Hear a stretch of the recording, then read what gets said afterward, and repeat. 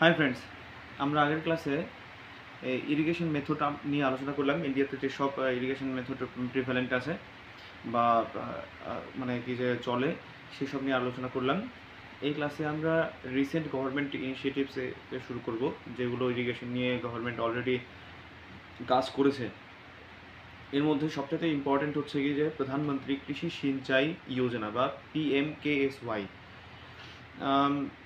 এই স্কিমটা 2015-16 অর্থবর্ষে কিন্তু সাবমিট করা হয় বা অ্যামালগেট করা হয়, যে আগের যেসব স্কিমগুলো ছিল সেগুলো একসঙ্গে জুড়ে নতুন স্কিম হিসেবে মানে কি যে নিয়ে আসে।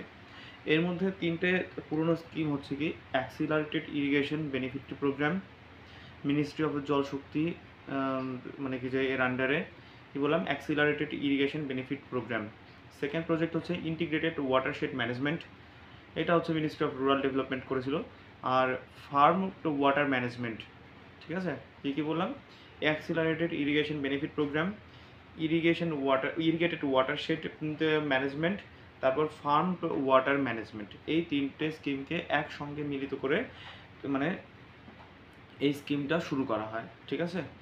তো এটা কিন্তু 2016 সালে আসে এবং এটা ministry of agriculture and farmers welfare মানে কি লঞ্চ করে। কিন্তু 2016 সালে মিনিস্ট্রি অফ জল শক্তি কিন্তু এর মানে মিনিস্ট্রি অফ জল শক্তিকে নোডাল মিনিস্ট্রি হিসেবে রাখা হয়, ঠিক আছে। আচ্ছা, এর মোটো ছিল কি এই স্কিমের, হার ক্ষেত কো পানি, প্রত্যেকটা ক্ষেতকে জল দেওয়া। আর মানে এর হচ্ছে কি মোটামুটি 2015-16 অর্থবর্ষ থেকে 19-20 অর্থবর্ষ পর্যন্ত 50,000 কোটি টাকার মতো ইনভেস্ট এর প্ল্যান নেওয়া হয়, ঠিক আছে। আর এটার মোটিভটা কি, যে ইরিগেশনকে আরও বেশি এফেক্টিভ করা, যে প্রত্যেকটা মানে কি বলে জল ওয়েস্টেজ যাতে না করা হয়, মানে মোট কথা ইরিগেশন ম্যানেজমেন্ট, তারপর প্রাইভেট ইনভেস্টমেন্টকে বৃদ্ধি করানো, টেকনোলজি আপগ্রেডেশন করা, ঠিক আছে, রেইন ওয়াটার মানে তারপর ওয়াটার কনজারভেশন, এই সব কিছু চিন্তাভাবনা মানে কি মানে এই স্কিমের মধ্যে আনা হয়। তো এই স্কিমের প্রধানমন্ত্রী কৃষি সিঞ্চাই যোজনা এর চারটে কম্পোনেন্ট আছে। কী কী component? Accelerated irrigation benefits programme, irrigation benefit, irrigation করার পর যে বেনিফিটটা আসবে সেটাকে অ্যাক্সিলারেট করা, মানে দ্রুতগামী করা। তার মানে এই ইরিগেশনটা করতে গেলে আমাদের টেকনোলজি লাগবে বা অর্থ দরকার আছে। তার মানে এখানে লোনের কথা বলা আছে, ঠিক আছে। যারা যেসব প্রাইভেট কোম্পানি ইরিগেশন মানে মেজর ইরিগেশন প্রজেক্ট হাতে নেবে তাদেরকে তাদের তো লোন লাগবে, তাই না, ওদের নিজস্ব ক্যাশ খাটাবে, সঙ্গে লোনও দরকার পড়বে। তো এই প্ল্যানটা রাখা হয়। তারপর যেসব রিভার ভ্যালি প্রোগ্রামগুলো আছে বা প্রজেক্টগুলো আছে সেগুলোকে আবার রিওপেন করার কথা চিন্তা করা হয়। আর নতুন কিছু রিভার ভ্যালি প্রজেক্ট আনার কথা মানে কি প্ল্যান রাখা হয়, ঠিক আছে। এই ছিল আমাদের accelerated irrigation benefits programme. Second মানে কম্পোনেন্ট হচ্ছে হার ক্ষেত কো পানি, মানে কি হার ক্ষেত কো পানি মানে কি ইরিগেশন মানে কভারেজ অফ ইরিগেশন এটাকে ইনক্রিজ করা। হ্যাঁ, যতটুকু জমি ইরিগেশনের আন্ডারে আছে তার থেকে বেশি পরিমাণ জমিকে এর আন্ডারে আনা। হ্যাঁ, যে যতদূর পর্যন্ত ইরিগেশন করা সম্ভব হয়নি, ঠিক আছে। তো গ্রাউন্ড ওয়াটার ডেভেলপমেন্ট দিকে ফোকাস করা হয়েছে। তারপর ডাইভারশন অফ ওয়াটারেরও মানে কি চিন্তা করা হয়েছে, ঠিক আছে।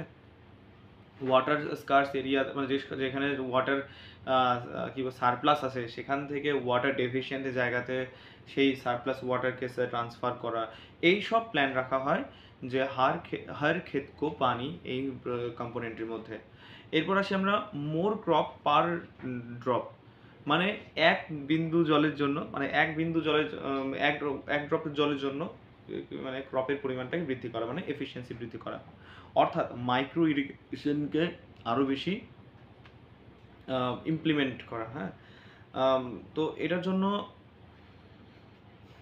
মানে কি বলবো, মাইক্রো ইরিগেশন স্কিমের জন্য 55% সাবসিডি বা ফাইন্যান্সিয়াল অ্যাসিস্ট্যান্ট রাখা হয়েছে এবং অন্যান্য ফার্মারদের জন্য, হ্যাঁ, মানে স্মল এবং মার্জিনাল ফার্মারদের জন্য 55% সাবসিডি রাখা হয়েছে। মানে যদি এরা মাইক্রো ইরিগেশন প্রসেস শুরু করে, তাহলে এদের জন্য যারা স্মল বা মার্জিনাল ফার্মার আছে এদের জন্য 55% সাবসিডি রাখা হয়েছে। এবং অন্যান্য ফার্মার যারা আছে মানে কি আর বড় ফার্মার যারা আছে, যাদের কাছে জমি অনেক বেশি আছে, তাদের ক্ষেত্রে 45% সাবসিডির মানে কি প্ল্যান রাখা হয়েছে।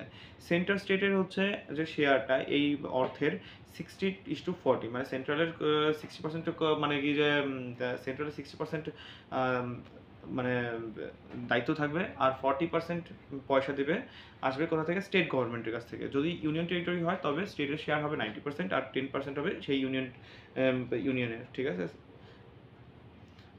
সরি, এটা হচ্ছে কি বলে মানে নর্থ ইস্টার্ন এবং হিমালয়ান স্টেটের জন্য 90% হচ্ছে যে গভর্নমেন্টের, হ্যাঁ, সেন্ট্রাল গভর্নমেন্টের, আর 10% হচ্ছে স্টেট গভর্নমেন্টের। যদি সেটা ইউনিয়ন টেরিটরি হয় তাহলে 100%ই সেন্ট্রাল গভর্নমেন্টের হবে, ঠিক আছে। ইউনিয়ন টেরিটরিতে আর স্টেট নয়, সেখানে আর স্টেটের কোনো শেয়ার থাকার কথা নয় তো। আর এই প্রোগ্রামটা ইমপ্লিমেন্ট করেছে যে ministry of agriculture and farmers welfare. আচ্ছা, লাস্ট হচ্ছে স্কিম হচ্ছে ওয়াটারশেড ডেভেলপমেন্ট। মানে এই কি বলবো, এটা মিনিস্ট্রি অফ রুরাল ডেভেলপমেন্টের যে ডিপার্টমেন্ট অফ ল্যান্ড রিসোর্স আছে, তারা এই প্রোগ্রামকে ইমপ্লিমেন্ট করেছে। এদের ফোকাস হচ্ছে কি বলে রেইন ওয়াটার কনজারভেশন, তারপর ফার্ম পন্ড কনস্ট্রাকশন, মানে কি যে ফার্মারদের জন্য, বড় ফার্মারদের জন্য পুকুর খনন করা বা হচ্ছে পুকুর সংরক্ষণ করা। তারপর ওয়াটার হারভেস্টিং স্ট্রাকচার, মানে আলাদা করে ওয়াটার হারভেস্ট বা জমানোর জন্য স্ট্রাকচার বানানো।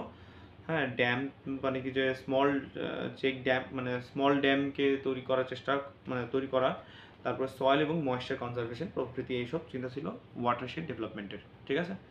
তাহলে আমরা পড়লাম কি প্রধানমন্ত্রী কিষাণ সিঞ্চাই যোজনা, এর আন্ডারে আমি কি দেখলাম, আগে থেকে এটা 3টা স্কিমের সম্মিলিত অবস্থা করা হয়েছে। 2016 সালে হচ্ছে মানে 2016 সালে মিনিস্ট্রি অফ জলশক্তির আন্ডারে আসে, কিন্তু আগে বেশিরভাগ মানে মেইন লঞ্চ করা হয়েছিল ministry of agriculture and farmers welfare. Main motto হচ্ছে কি হার খেত কো পানি।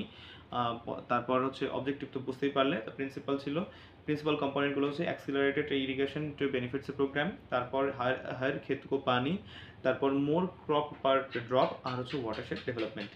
তো এই ক্লাসটা এখানে শেষ হচ্ছে। নেক্সট ক্লাসে আমরা এই চ্যাপ্টারটাকে শেষ করবো, ঠিক আছে। তো অবশ্যই সঙ্গে থাকো।